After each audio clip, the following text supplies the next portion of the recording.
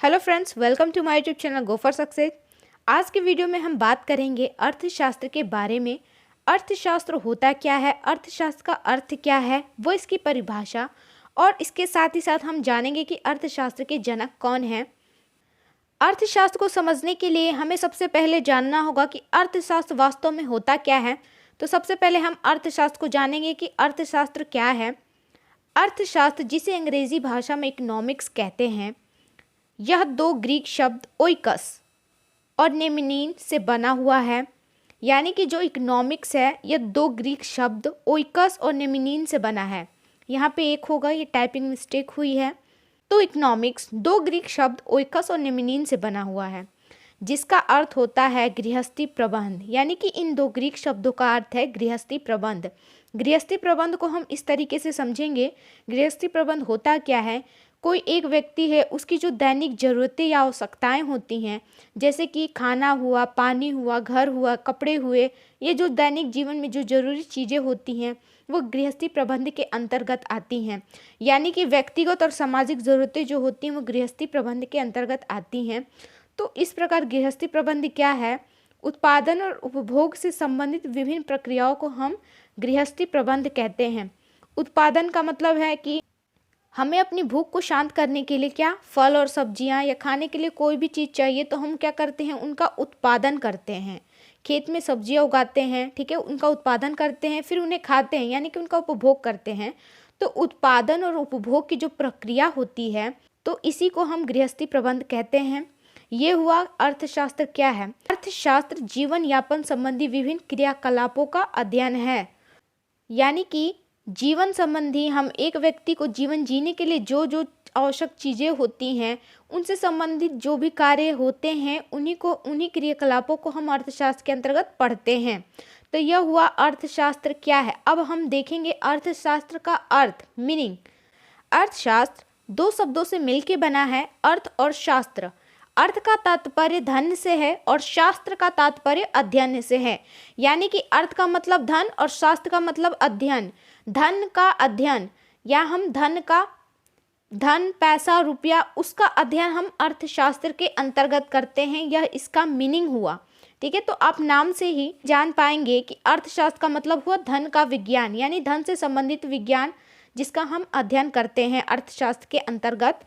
अब हम बात करेंगे कि अर्थशास्त्र के जनक कौन है या अर्थशास्त्र के पिता किसे कहा जाता है। सर्वप्रथम सन 1776 में एडम स्मिथ ने अपनी पुस्तक an inquiry into the nature and causes of wealth में अर्थशास्त्र को मूल रूप से धन का विज्ञान कहा है। यानी कि एडम स्मिथ की एक पुस्तक है जो सन 1776 ईस्वी में प्रकाशित हुई थी। इस पुस्तक में उन्होंने क्या कहा है, अर्थशास्त्र को मूल रूप से धन का विज्ञान माना है। यानी कि अर्थशास्त्र जो है धन से संबंधित विज्ञान है। इसमें हम धन से संबंधित चीज़ों का अध्ययन करते हैं या पढ़ते हैं। तो यह क्या है, एडम स्मिथ ने कहा है। प्रथम एडम स्मिथ ने अर्थशास्त्र को परिभाषित किया। इससे यह साबित होता है कि अर्थशास्त्र को सर्वप्रथम किसने परिभाषित किया है, एडम स्मिथ ने परिभाषित किया है। उनके अनुसार अर्थशास्त्र धन का विज्ञान है और इसलिए इन्हें अर्थशास्त्र का जनक कहा जाता है। तो अर्थशास्त्र के जनक कौन है, एडम स्मिथ हैं अर्थशास्त्र के जनक। तो यहाँ आपने जाना अर्थशास्त्र के अर्थ और अर्थशास्त्र का जनक। नेक्स्ट हम देखेंगे अर्थशास्त्र की परिभाषा। हमने अर्थ को देखा, अर्थशास्त्र के जनक को देखा, अब हम अर्थशास्त्र की परिभाषा को देखेंगे। अर्थशास्त्र को अर्थशास्त्री इस तरह से परिभाषित करते हैं कि यह सामाजिक विज्ञान की वह शाखा है।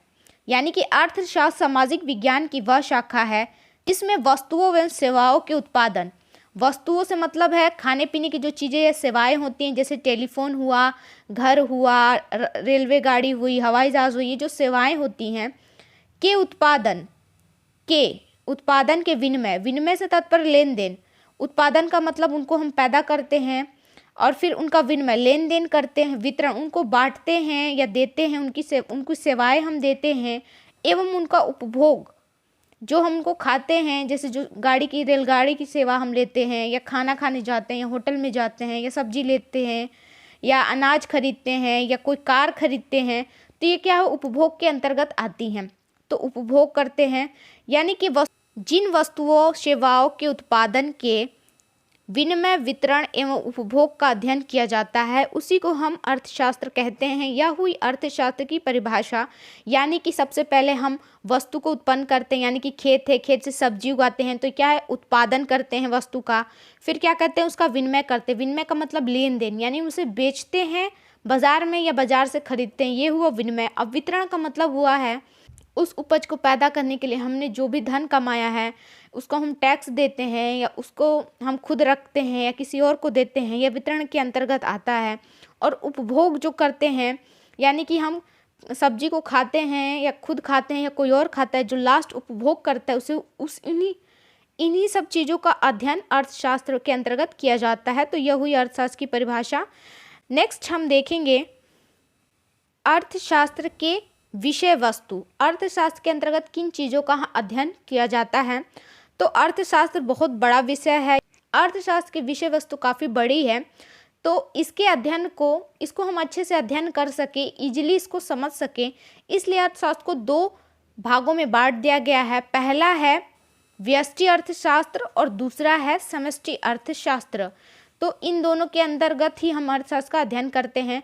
तो छोटी इकाई जो होती है उसे व्यष्टि अर्थशास्त्र कहते हैं और अध्ययन की जो बड़ी इकाई होती है वो समष्टि अर्थशास्त्र के अंतर्गत आती है। तो इसमें सबसे पहला पॉइंट होगा व्यष्टि अर्थशास्त्र और दूसरा पॉइंट होगा समष्टि अर्थशास्त्र। तो व्यष्टि अर्थशास्त्र के अंतर्गत क्या है, तो व्यष्टि अर्थशास्त्र के अंतर्गत छोटी इकाइयों का अध्ययन किया जाता है। अर्थव्यवस्था की जो छोटी इकाइयाँ होती हैं, जैसे कि हो गया एक व्यक्ति है, एक व्यक्ति कितना खाता है, कितना कमाता है, कितना बेचता है, इन छोटी छोटी चीज़ों का अध्ययन हम अर्थशास्त्र के अंतर्गत करते हैं। यानी कि एक व्यक्ति है, एक किसान है, वो कितना फसल उगाता है, कितने फसल को वो बेच पाता है, कितने उसके महीने का कितना खर्च है या उसका रोजगार कितना है, यह हम व्यष्टि अर्थशास्त्र के अंतर्गत जानते हैं। यानी कि छोटी सी इकाई, किसी एक व्यक्ति तक ही हम उन चीज़ों का अध्ययन करेंगे, छोटी छोटी चीज़ों को ही हम समझेंगे। जबकि समष्टि अर्थशास्त्र के अंतर्गत अर्थव्यवस्था के संपूर्ण रूप में अध्ययन किया जाता है। अर्थव्यवस्था का जो संपूर्ण रूप होता है, बड़ा रूप होता है, उसका अध्ययन किया जाता है। एग्जाम्पल के लिए है राष्ट्रीय आय। राष्ट्रीय आय आपको पता ही होगा, राष्ट्रीय आय क्या होती है, पूरे देश की जो आय होती है, प्रत्येक व्यक्ति की आय को मिला के देश की राष्ट्रीय आय बनती है। तो राष्ट्रीय आय मतलब अगर एक देश में 1000 लोग रहते हैं और इनमें से 800 लोग कमाते हैं, तो इन सब व्यक्तियों की आय को मिला के उस देश की राष्ट्रीय आय बनेगी।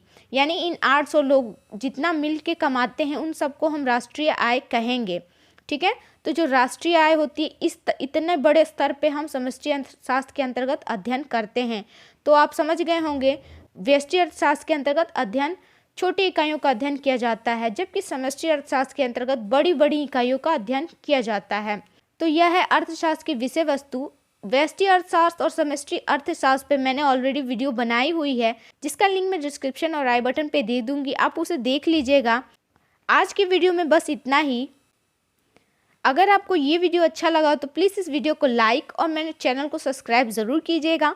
साथ ही साथ बेल आइकन प्रेस कर दीजिएगा, जिससे आपको मेरी वीडियोज़ की नोटिफिकेशन मिलती रहे। Thanks for watching.